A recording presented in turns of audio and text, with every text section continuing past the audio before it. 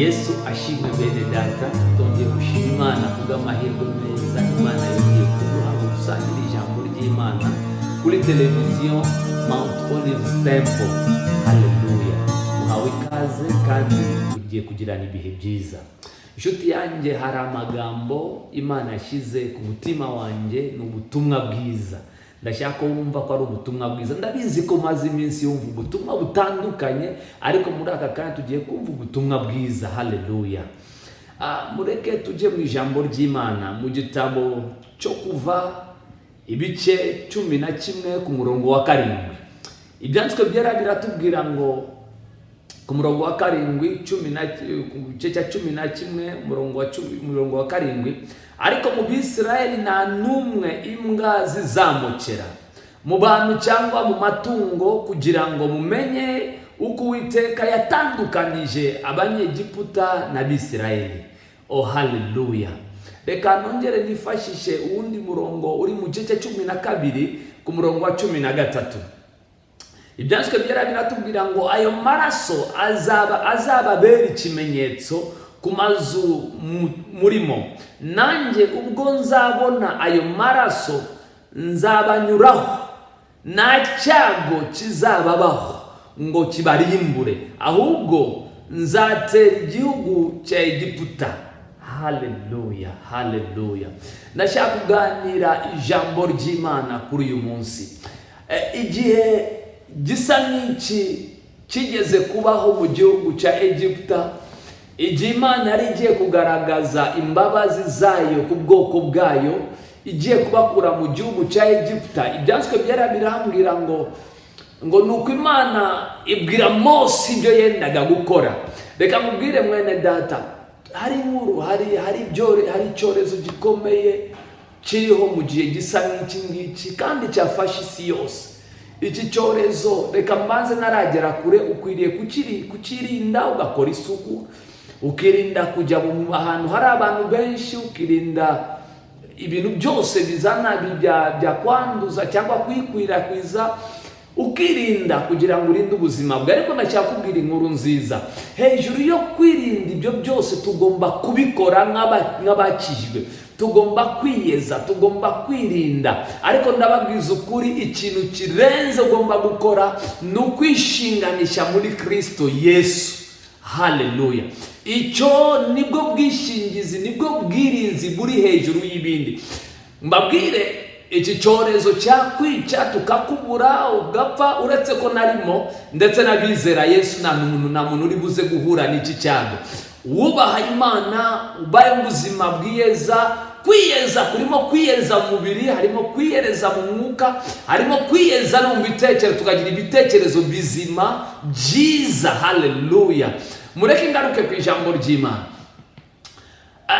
Aho gutinya cyane iyi corona, wagatinya icyaha, kuko icyaha kigushyira mu mwanya w'abarengerwa cyangwa abatari burengerwa, bari buhure n'umujinya w'Imana. Cyangwa ugahitamo kukwihana, ukajya mu ruhande Imana iri bukwerekemo imbabazi zayo. Ndagutumira nshuti yanjye, wumva aya magambo. Hari uburinzi bukomeye muri Kristo Yesu, hari ugutabarwa gukomeye muri Kristo Yesu. Iki gihe Mose abwirwa n'Imana ngo genda umbwirire Abisirayeli biyeze, bitunganye, bategura umwana w'intama wa Pasika, bamubikire Pasika, buri muryango ugenze uko mbategetse. Bafate umwana w'intama bamubikire Pasika, bafate amaraso yawe bayashire mu rwabya, nibarangiza bafate ezobu bayinike muri ya maraso, barangize bayaminjagire ku nkomagizo z'amazu yabo, bayagotesha amazu batuyemo. Ngo nindangiza nzagaragaza icyago mu Banyegiputa, ariko muri Isirayeli i Gosheni nambwa zizamukera Abisirayeli, nambwa zizamukera abana babo, nambwa zizamukera ibyabo, nambwa zizabamukera. Ariko ibyo ngibyo bizagera ku Banyegiputa. Ndifuza kumurikira neza kuri uyu munsi. Mfite inkuru nziza kubemeye kwimika ubuzima bw'amaraso y'umwana w'intama, kubihwagije amaraso y'umwana w'intama, kubagiye ku meza ku igaburo ryera bagafata ayo maraso bakayavanga n'ayabo yandura, kugira ngo amaraso atajya yandura yivange n'ayabo, ibyago bigiye gutera agiye kubafataho. Reka mubwire inshuti yanjye, hari isezerano, hari ubutumwa bwiza, hari inkuru nziza kumurikirana. Sinitaye aho waba uri, ku mugabane waba urimo, uri kumwe nanjye muri iki gihugu n'abandi bari mu bice bitandukanye, abantu bavanze amaraso yabo n'amaraso y'umwana w'intama, abo ngabo nta cyago gifite imbaraga ku buzima bwabo. Kuri bamwe barumva ndi gukabya, ariko kubizera barumva imbaraga z'ibyo ndi kuvuga. Inkuru nziza ngufitiye niyi, nuko abamaze kuminjagira bakoreshe ezobu, bashyira amaraso y'umwana w'intama ku nkomanyizo z'inzugi zabo, abo ngabo nta cyago, uwo murimbuzi aracyaho, icyo cyago kiracyaho. Ntabwo kiri gufata umwana wawe, ntabwo kiri gufata abawe, ntabwo kiri gufata abizera, kubera ko hari uburinzi bukomeye kuri abo. Haleluya, Yesu ashimwe cyane. Hari uburinzi bukomeye, hari ubwishingizi bukomeye muri ayo maraso. Ijambo ry'Imana rambwira ngo bamaze kubikira umwana w'intama, babikora nk'uko Mose yabitegetse. Baranje muri iryo joro, marayika w'umurimbuzi aca mu gihugu, nambwa yigeze imokera abana b'Imana, nambwa yigeze umva. Iyo mvuga imbwa zimoka, ndavuga iterabwoba riri mu nkuru, ndavuga iterabwoba, ndavuga ibituma benshi bahabuka, babura ibitotsi, babura amahoro. Ndashima n'igihugu cyacu cyatekereje neza, kirahumuriza, kitubwira kwiyeza, kitubwiriza kutajya guteranira hamwe.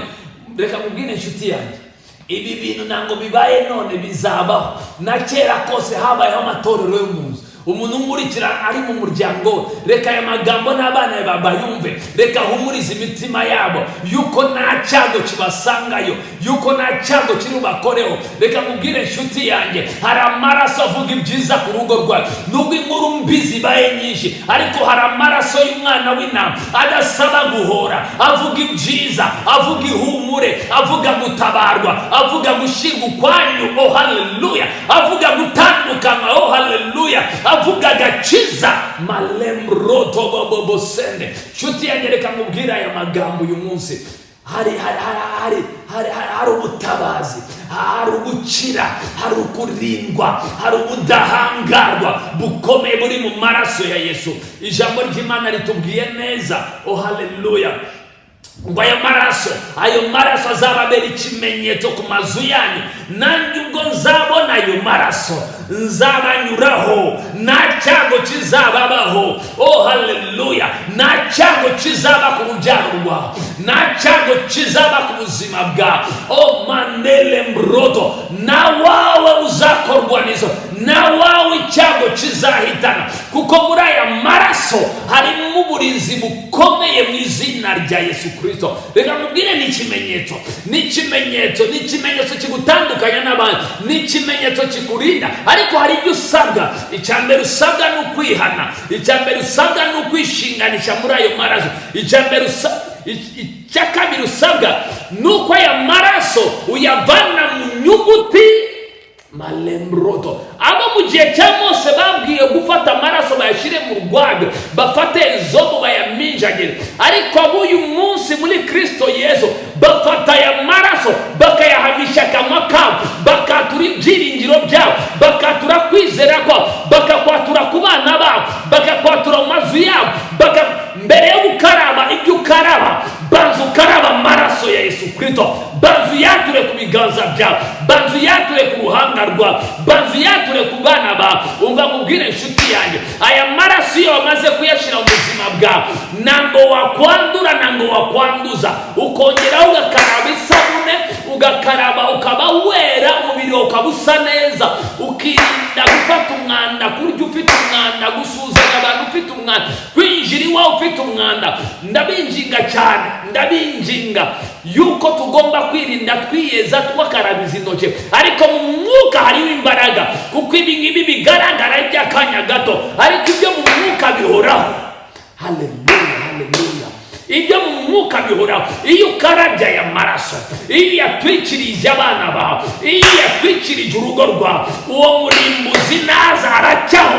Ndakubwira ngo aracyaho. Reka manure ku rugo rwawe, uyu murimbuzi aracyaho. Iki cyago kiragucaho, kirakomeza imbere, kiracya mu gihugu cyacu, kiracya mu mugabane wacu, kiranata omaramrodo, kirarenga bizera bari ku isi yose, barabona ikiganza n'imbabazi z'Imana. Hari ikintu cya gatatu nguhamagare kugira ngo iki kimenyetso gikore neza ku buzima bwawe. Nshuti yanjye umbabarire umurikire neza. Reka nsome iri jambo riri muri Ezekiya ibice 9:4. Nuko Uwiteka arambwira ati, genda unyure mu murwa hagati muri Yerusalemu, maze ushire ikimenyetso mu gahanga k'abantu banihira ibizira bihakorerwa byose,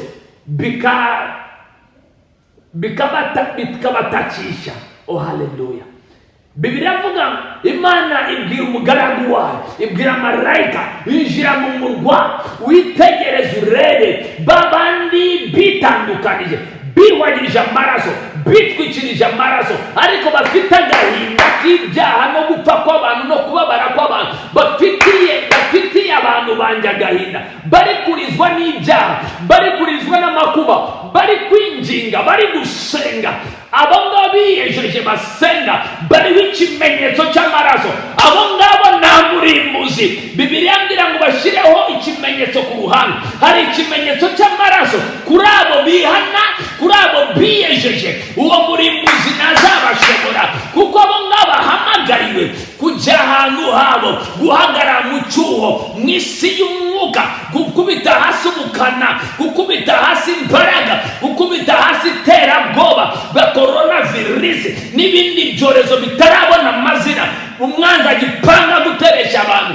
Abo ngabo bari mu mwanya w'amasengesho, baburizamo imigambi, bahagarika ibyahagurutse, bariya basenga. Reka mubwire inzu yawe n'abana bawe, abo muri kumwe mu nzu, reka mujye hamwe, reka musengere hamwe, reka murizwe n'ibibabaje isi, reka murizwe n'ibyaha bibabaje umutima w'Imana, reka murize n'ibiriza Imana n'ibibabaje umutima w'Imana, kugira ngo mumanure imbabazi. Amwebwe mwagiye muri uwo murongo, reka nguhe inkuru nziza n'imbere y'Imana. Hari ikimenyetso cyakugiyeho, hari ikimenyetso kigiye kujya kuri benshi bumva aya magambo. Reka mubwire, uwo murimbuzi ntazagushobora, uwo murimbuzi ntacyo azagutwara, icyo cyorezo nacyo kizabatwara. Abo ngabo bikomereje muri Kristo Yesu. Bibiliya avuga ngo bari muri Kristo Yesu babaye icyaremwe gisha. Oh haleluya. Ibyababazaga abantu kera, abo ngabo ntabwo kiri buze kubababaza. Ariko ndakwinginze, biragusaba kwitandukanya, biragusaba kwiyegurira umwami, biragusaba gusenga. Nugutaje amateraniro hariya duhurira, ariko Imana iracyari y'Imana, iri omnipresent, ibera hose icyarimwe, iri mu rugo rwawe, iri mu cyumba cyawe, iri muri salo yawe. Gabanya ibindi biganiro, ariko uhamagara Imana mu rugo rwawe. Urugo rwawe ruhindura igicaniro, gitabariza igihugu, gitabariza akarere, gitabariza umugabane, gitabariza amahanga, mu izina rya Yesu Kristo w'i Nazareti, umwana w'Imana. Ngiye gusengana nawe, uhamagara amaraso, uyatwikiriza abawe, uyatwikiriza ibyawe, uyatwikiriza inshuti, uyatwikiriza igihugu, uyatwikiriza akarere, uyatwikiriza umugabane, kuko iki ari igihe cy'umugabane wacu, kugira ngo tware ubutumwa bwiza mu mahanga. Ariko turabanza kwitwikiriza aya maraso. Aya maraso arabanziriza ibindi. Aya maraso avuga ibyiza, aravugana n'iterabwoba, aravugana n'ibyagukuraga umutima. Ndavuga ngo humura. Oh haleluya. Humura uhaguruke. Ni wowe isi itegereje kubona, ni wowe isi itegereje kuboneramo gutabazi, kuko nambwa, umva inkuru nziza, nambwa izamokera Abisirayeli, nambwa izamokera abana bawe, nambwa izamokera abawe. Abo ngabo bikomereje muri Kristo Yesu, abo ngabo bashize imizi muri we, abo ngabo murimo imbere. Bibiliya avuga ngo uri muri twebwe arakomeye, arakomeye. Umva mubwira, arakomeye inshuti yanjye. Va mu bwoba, arakomeye. Gira icyo ukora, senga. Gira icyo ukora, sengera abafite ubwoba. Gira icyo ukora, soka mu bwoba, kuko uri muri wowe arakomeye. Oh haleluya. Kuruta uri muri iyi si. Oh haleluya.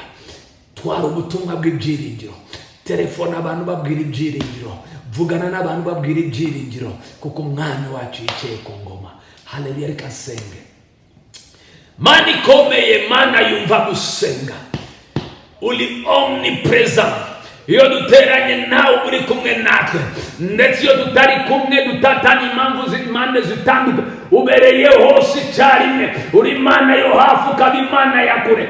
Ndohereza amaraso yawe kubizera, kubumva aya magambo. Amaraso yawe abarinde ibyabateraga ubwoba, abarinde inkuru ziterabwoba, abarinde iterabwoba ry'abadayimoni.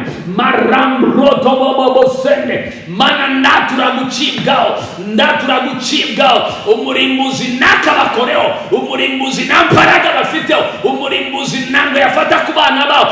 Ndamamaza, ndahanira ubuzima bwabo ko bushinganishijwe mu kuboko gukomeye k'Uwiteka. Waravuze ngo bari muri uko kuboko nta muntu wabapfupfumura ngo bavaneyo. Ndatura Mana yanjye aya maraso ababeho, wobere Israeli amaboko, babere amaboko, ubarinde abarwaye aho bari bakize, imbohe kubw'aya maraso zibohore, abari bafite ubwoba buhunge. Nk'uko ayo maraso igihe yamanukaga ibitare byaturitse, ndasenze ngo ibitare by'ubwoba, ibitare by'agahinda, ibitare by'ubwoba bw'urupfu, ibitare by'ubwoba ndategeka kanya bitagire binyumve, bituragurike n'izina rye. Ibyiringiro byari bisinziriye bikanguke, ibyiringiro byari bitsikamye bikanguke n'izina rya Yesu Kristo. Mana ibituro bikinguke, reka intwari zihaguruke, reka abavuga ubutumwa bwiza bahaguruke, reka abamamaza ibyiringiro bahaguruke. Ikiganza cyawe kibabeho Mana. Mbatiyeho ibyiringiro, mbatiyeho uburinzi, mbatiyeho gutsinda. Oh haleluya. Mbatiyeho kunesha muri Kristo, kuko wabanje gusiga aya mavuta Mose. Bibiliya yavuze ngo yabikoreye mu kwizera. Ndasiga aya mavuta bera aho bari hose banyumva, abari mu mugabane, abari hakurya y'umugabane, abari mu gihugu. Aya maraso ndayatura kuba nshumba, ndayatura kubankurikira, ndayatura kubumva bakunda ijambo ry'Imana. Mu izina rya Yesu ndatura umurinzi bukomeye, kugirirwa neza n'imbabazi bibabeho mu izina rya Yesu. Urakoze Mwana kubw'ibyiringiro bikomeye utanze, kubw'inkuru nziza yo guhinduka no kwihana. Cyubahiro cyose kibi cyawe mu izina rya Yesu. Amen.